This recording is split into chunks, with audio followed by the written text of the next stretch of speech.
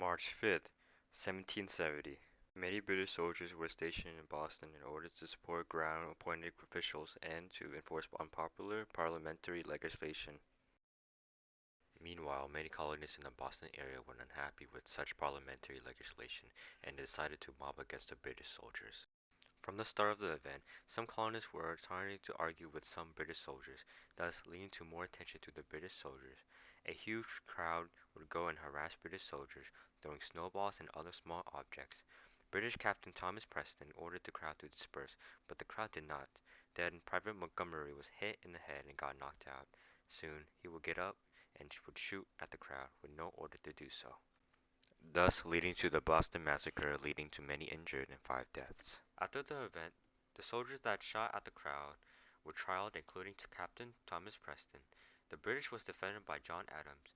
Though he wasn't a big fan of the British, he believed that they wanted the men to have a fair trial. During the trial, Adams argued that there was a mass confusion during the event, but Richard Palms testified that he heard fire from the British soldiers, but Adams doubted. Preston was not found guilty. Other soldiers were not found guilty, except for two. Hugh Montgomery and Matthew Kilroy were found guilty of manslaughter. After the incident, many colonists were upset.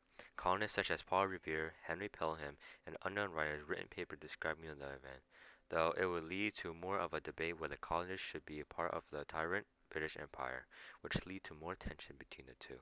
Thus, would lead to a conflict that would shape part of history.